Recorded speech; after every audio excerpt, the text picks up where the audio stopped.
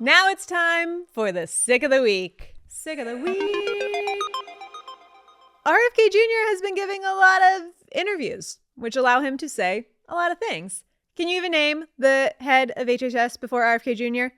Probably not a position that you thought would do so much media, huh? His name is Xavier Becerra, by the way. But anyway, in the last couple of weeks, RFK Jr. has said things like single antigen vaccines don't work for respiratory diseases, which is untrue. The COVID vaccines are single antigen. They work incredibly well to prevent serious illness and death. The RSV vaccine is a single antigen. And in England, the use in people over the age of 75 reduced hospitalizations by 30%, despite only 40% of that population getting vaccinated. He said that he is planning to tell the CDC to remove their recommendations for fluoridating water. We've talked about this subject a lot. I don't have any problem with more high-quality research on optimal levels of fluoride, but removing guidance and talking about eliminating water fluoridation is not going to cure any chronic diseases. Unless, of course, you count teeth as a disease. The CDC's entire division of oral health was eliminated a few weeks ago as part of the restructuring undertaken by HHS. But the reason this feels particularly unscientific is that there's been no discussion of plans to lower fluoride levels in areas that are above the recommended limits due to natural fluoridation. If fluoride were really so bad, shouldn't we be trying to protect everyone from it?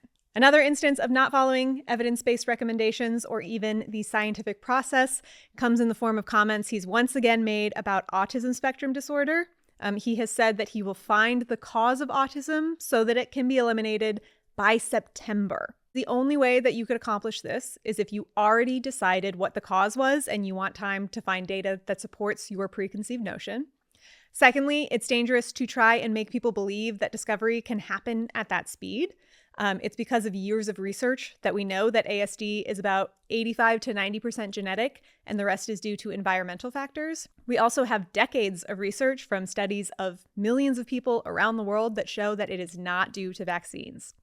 Plus, the CDC's ASD prevalence study was just released, and it showed a modest increase in the rates of ASD in 4 and 8-year-olds, yet vaccination coverage has been stable or declining. And lastly, it's really dangerous because, again, autism is not something that we need to eliminate. Autistic people need understanding and support. So this week, I'm giving the Sick of the Week to RFK Jr. for having a level of confidence more of us should aspire to.